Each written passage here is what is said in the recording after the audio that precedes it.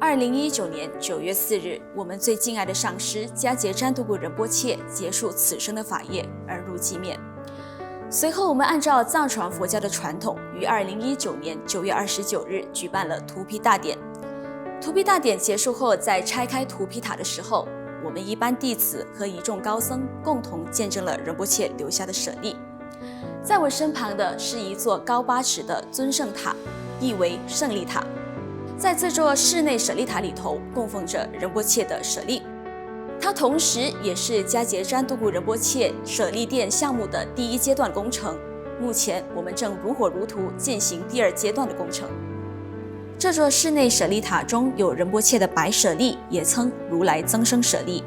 仁波切的荼毗大典结束后，实现了许多类似白色药丸的小舍利，显示仁波切拥有极高的正量。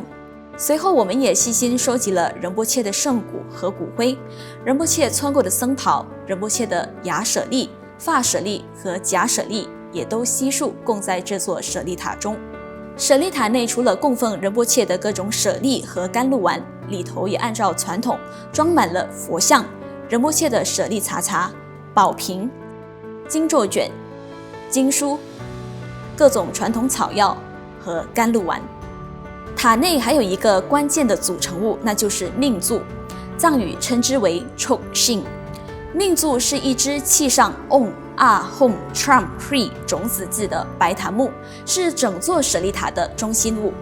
白檀木是作为命柱最上等的木料，我们非常幸运获得功德主捐赠的白檀木。值得一提的是，这座舍利塔的铸造是出自云南迪庆藏族自治州香格里拉一位非常有名的造工师傅之手。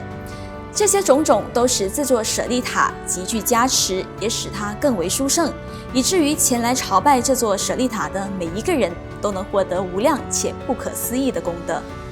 由于舍利极为珍贵，按照佛教2000多年的传统，舍利都会被供入塔中，然后成为人们朝拜的圣物。伫立在马来西亚克切拉禅修林的这座舍利塔也具有相同的意义和价值。再来，造舍利塔也是藏传佛教中弟子找寻上师转世灵童的一个关键过程。虽然说诸佛菩萨会一再的乘愿回来，但是如果我们要将仁波切再一次请回到我们的身边并转法轮，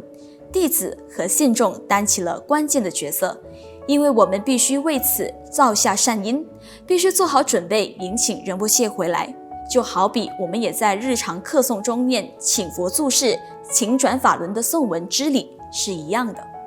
目前迦杰詹杜古仁波切的室内舍利塔就坐落在克切拉禅修林的詹拉章会客室，仁波切在世纪前就在这里接见弟子和信众。更值得一提的是，在铸造这座舍利塔的整个过程中，云南香格里拉噶丹松赞林寺的卸任住持堪苏洛桑达庆仁波切亲自到场督工，确保造塔的过程万无一失。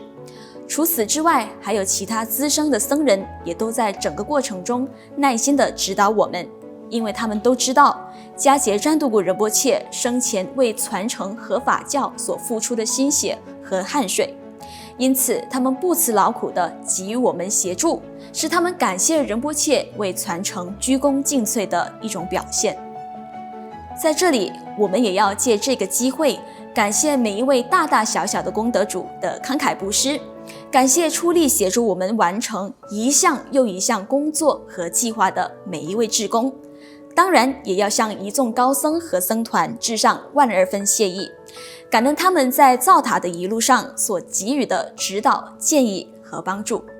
这座室内舍利塔的圆满落成，其实也是经历了各种挑战。尤其这座舍利塔是在全球疫情告急的时期制造和完工。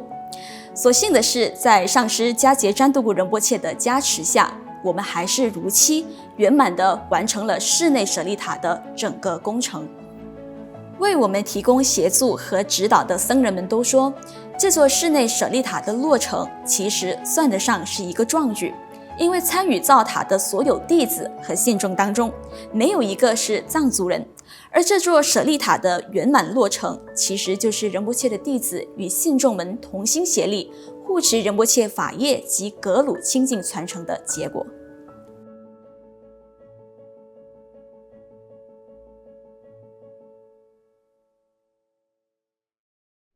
仁波切倾尽一生实修法教，持守境界。1992年，仁波切遵循上师之命，只身远从印度的甘丹寺来到马来西亚，更一手将金刚乘佛教带到没有藏族人的国度，自此饶益马来西亚人，广传宗喀巴大师的清净法教，更使法教从东南亚弘扬至世界各地。我们欢迎大家一同来朝拜这座舍利塔，也欢迎大家共同加入建造迦杰詹杜古仁波切舍利殿的这个项目，从而累积巨大且不可思议的功德。而更重要的是，跟迦杰詹杜古仁波切的转世结下缘分。